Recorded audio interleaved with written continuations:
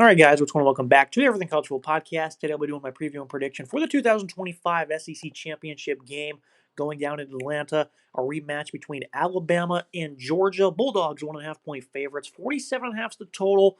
4 p.m. Eastern Time on ABC. Getting things started with that Bulldog offense on the Crimson Tide defense for Georgia. This is an offense that has progressively gotten better week to week in conference play.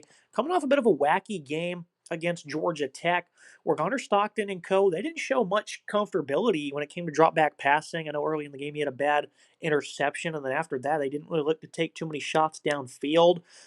It was a lot of design quarterback runs on Stockton's legs, and he's been very good in that this year. 400 plus rushing, 8 touchdowns.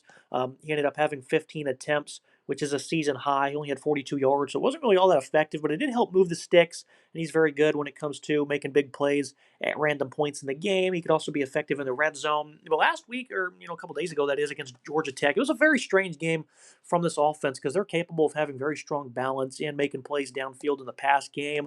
But they're having so much success running the football that they just decided to kind of make it a physical game, drain the clock, possessed the football, 190 yards rushing. They were doing a great job of staying ahead of the sticks. And it just happens in games like that. Sometimes running the football with success can be a big detriment to you as it causes you to slow things down. And if you don't score on a drive or you only score three or it ends not the way you want to, it can definitely reflect things on the scoreboard. So it was a very strange game from Georgia. This is a team this year that's been significantly better at running the football in conference play. 184 yards per game in the SEC. Nate Frazier, last couple of weeks, has really gotten going in this backfield after having some struggles early on in the season. He's got 800 plus yards on the year. Chauncey Bowens, they're hoping to have him back at full health. He's been a good number two. Dwight Phillips, Josh McCray get involved a little bit. McCray, nice physical runner, really doesn't have many statistics to speak of this year. 135 yards for him, but he was used a good bit against Tech. This is a pass game that's also lost, Colby Young, and that's been a couple of weeks now, so other guys have had to step up, and they've done all right. Noah Thomas has been a nice weapon in the red zone, 6'5", 205 pounds, has nice size. Good tight ends and Oscar Delp and Lawson Lucky. Dylan Bell is a nice Swiss Army knife. London Humphreys, he had a great touchdown all the way back early on in the season against Tennessee. So this is a team that has a handful of different guys, seldom production from pretty much all of them. Zachariah Branch, he's your big go-to guy here. He's great when it comes to yards after catch, turning the afterburners on when it comes to slip screens. And he's effective against the blitz. You've seen it many times this year. Mike Bobo perfectly times up a screen to Branch against screens, and he's going to be able to pick up 20 yards or probably house it on every single time. Try to get it to him in the middle of the field as well. 68 receptions this year for Branch, so he's going to be the go-to target. Utilize that athleticism for the Bulldogs. You go up against the Alabama defense, where this is kind of a ticky-tacky defense because early on in the season you saw a lot of struggles, especially against Georgia back in week was that like week 4, week 5. They gave up 227 rushing in that one, where Georgia was able to run the football all over them, had a lot of mistakes. They got stopped on a fourth down in the red zone in the second half. They also had a drop touchdown that could have gave them the lead. So there was a lot of mistakes from the Bulldogs when they finally got in sync. They also had another fumble early on in that game that backed up their defense inside the 10-yard line. So Georgia had a lot of mistakes from its offense that cost them the first time.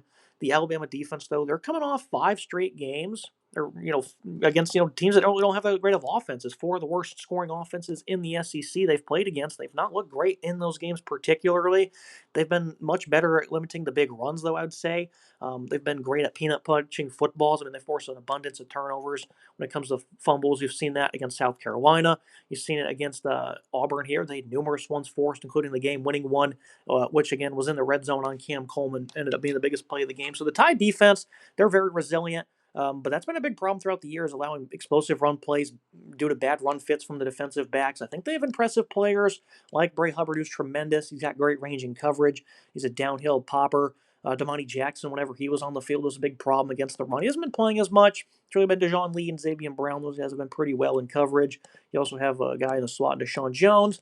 And then Keon Sabb's been playing a good bit this year as well. Has some pretty good coverage instincts. So it's a nice, talented secondary that have not been tasked with playing the toughest passing attacks, and occasionally they'll give up some big plays in the pass game, but nothing that's really going to hammer this football team too hard in the run defense, even though it does seem like they've progressed.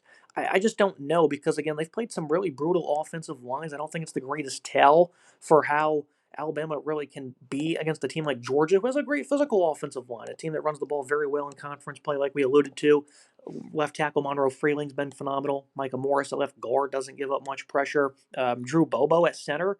So you going to play? That could be something big to watch. If Malachi Tolliver's in at center, what kind of issues could that cause when it comes to communication? Making sure guys are set right, making sure snaps are on time, understanding the cadence. So if Bobo can't play, that could be a problem over on that right side. Been a bit more, sluggish for them. Ernest Green coming back at right tackle, that was a big boost. Right guard's been a problem. This is still a big physical offensive line, regardless of who's in there. It's Alabama defensive line. They've been better recently of generating pass rush. LT Overton, Yanze Pierre, mainly. You have guys like Tim Keenan, Edric Hill, James Smith, London Simmons have all been pretty respectable run defenders for him. And they've been great this year in short yardage when it comes to slowing down the run, and the Bulldogs found that out in the first meeting. For Georgia, though, this is a team that loves to operate with balance. Gunnar Stockton's been very effective this year for this team. And again, the game against Tech wasn't great, but he's still completing 70%, 200-plus yards per game, 20 touchdowns. He's been very good on third down. This is a guy that definitely has a nice dual-threat skill set that allows them to make a lot of plays, and they're great when it comes to being comfortable regardless of the situation. You've seen it against Tennessee, and you've seen it against Ole Miss, where their defense was getting hammered early on in those games. And even against Florida in that second half, he had to step up and make some big plays, where if they make one mistake and they have to punt once, they could potentially lose those games. So Stockton and Georgia's done good this year in all scenarios. Moving to the other side of things, the Alabama offense on the defense for Georgia. In that first meeting back in September, they had 8 straight third down conversions to start the game that led to them having a 14-0 lead, and then they recovered that fumble to jump out to a 17-0 lead. And after that, it wasn't much. They had no points in the second half. Second halves this year for this Alabama offense have been really iffy and really shaky, but they've been able to be resilient on this side of the ball as well. The pass game, especially on third down, it's starting to be more inconsistent. I think Ty Simpson, his accuracy went downhill tremendously. His decision making hasn't been as polished either. I've gotten away with some bad plays potentially. Seems like occasionally they'll have a strip sack as well on him. So Simpson's playmaking sometimes can cause this team to have issues that backfire on him, as he's great outside of the pocket when it comes to throwing the football on a line. He's got receivers that can make plays as well, but sometimes he doesn't always eat it when he should. He's also made some great plays this year. He's seen it again against Auburn with his legs, and I think that also gives him great confidence to keep plays alive, and I certainly don't fault it for him. Ryan Williams, he comes and goes. This is still a playmaking receiver. Had that drop touchdown against Georgia. Gurmy Bernard was quiet against Auburn, but Isaiah Horton stepped up. He had a hat trick. He had 3 touchdowns. Simpson against pressure, he's also been kind of iffy at times. It's either it's going to be a bad decision in the traffic when he throws the ball, or kind of just up for grabs, or he's going to be able to throw a nice dot, and he knows exactly who his receiver is. So against Georgia, they're not going to look to bring too much pressure. This is a team that's not been great this year when it comes to their pass rush. They've gotten a little bit better. They've gotten the sack in things like 5 straight games now. Only 17 sacks on the year. They really generate a lot of pressure with those inside linebackers, either keeping them inside or transitioning them to out, like guys like Chris Cole, Gabe Harris. You have an abundance of receivers or linebackers that can make great plays with their athleticism. Hoping to have C.J. Allen back.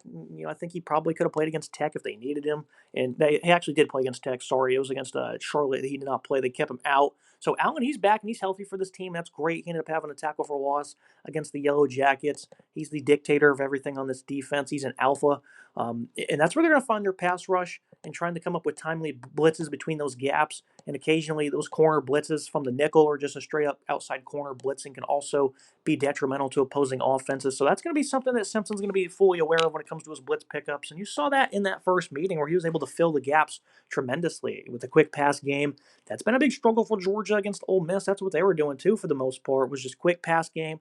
Led to them scoring on an abundance of drives. Georgia seemingly figured out their problems, though. Well, that was the biggest weakness for this team, is slow starts on defense to games. And over the last month, they've been exceptionally better in that regard. They've been slowing down the run game all season long. That's not a problem with them, with Christian Miller, with those linebackers behind him, really setting the tone. But being able to fill those pass lanes, being more sound in coverage, the secondary's been playing much better. Everyone's been giving them good effort. Dalen Everett, Ellis Robinson, DeMello Jones has played some really good football. Those guys have been good against the run, but their coverage skills have really taken up a notch as of late. Janelle Agoro's had some monster performances out of the slot. And, of course, your tone setter and KJ Bolden. He's the C.J. Allen of the secondary for them. He's been an elite run defender for them. So this has been a great resurgence from this defense because after that Ole Miss game and then even some issues against Florida, it was just like, man, is this defense ever going to play Georgia football? And I think that was the scariest part about this football team is at some point you expected them to. For Alabama, though, back to them, is this is a team that lives on being able to stay on the field. They've been great this year in fourth down situations. They've scored numerous touchdowns on fourth downs this year. Third down has been tremendous. They were awful against Auburn. They were 49% on the year coming into that game, 4 of 17 on third down, and they were able to still survive.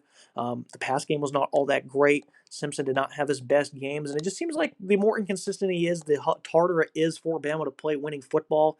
And they've been able to stay alive for 10-2, but they lost to Oklahoma, and it could have really gotten ugly there against Auburn. But it was, Ty Simpson's heroics that won him the game. For Alabama, this is a team that run the football for probably their best performance in a long time, 158 yards, that is.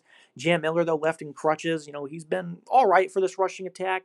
Daniel Hill, with his size, has given them some ability, but it seems like potentially injuries could really start creeping into this running back room. That's not ideal for Alabama because Miller's out. And they also have, I think they said Kevin Riley. He also could potentially still be out. I think they said he had a broken jaw. So injuries are starting to pile up for this backfield. It's already a rushing attack that really struggles coming into that game against Auburn. This is a team that was only generating about 3.6 yards per carry, and that includes them running it up on two weaker teams. So in FBS play, 3.4 yards per carry. So it's not been great, but in that first half, they were able to get some good runs going to stay ahead of the sticks. Didn't really last throughout the game. But that's been the biggest weakness for them. If Alabama can find some balance, I think this passing game is certainly even tougher to contain. I don't think they're going to find it against Georgia. It's really just going to be able to come down to Georgia finding stops on those third downs. Can they find good blitzes that are going to be timely coming off the edge or between the interior? And that's where Simpson struggles the most is pressure coming up through the interior. Doesn't always find his hot and can at times, again, make some mistakes when it comes to lofting the football. So Georgia's going to look to exploit those weaknesses. And I think this defense for the Bulldogs is really starting to play some of its best football. Looking at the final thoughts and the prediction, throughout the year, Alabama has just played a weak game, a close game week after week, and it's just been not impressive from the Tide, regardless of who they're playing. Against South Carolina was not great. Second half off against LSU was abysmal. Even in the first half, it wasn't all that great. Against Missouri was not ideal. I mean, they just struggled to really stay consistent. And even against Georgia, again, they had 0 points in the second half, and the Bulldogs really shot themselves in the foot. I don't think this one's going to be relatively close. I think Georgia's going to establish good balance. Alabama's not going to have that playmaking from their pass game. I think those blitzes from Georgia are going to get home more often than not, or at least affect Simpson enough to make an off-target throw happen. And I think that Georgia, they're going to be focused for this one. They can't seem to get over this hump. Kirby Smart can't when it comes to playing Bama, but I think this defense is going to come ready, and they're going to look to make a statement in this game. I think they're going to look highly impressive, and I think Kirby Smart is going to have one of his better coaching performances of his career. And I think they're going to win this game handily, 38-17. They're going to cover that spread, and I think Alabama potentially could be looking at an exit when it comes to the college football playoff, as they're still going to be, one of the last teams in, and then a double-digit loss here would not be ideal. So I just don't think Bama's going to be able to compete in this one. I don't think the team's all that great compared to what the results indicate, and I think here against Georgia, a team that's more focused, and it's going to be much better when it comes to their execution on both sides. They're going to get the job done here pretty handily. It's going to be a phrase episode. Make sure you guys like, comment, subscribe. See you next time.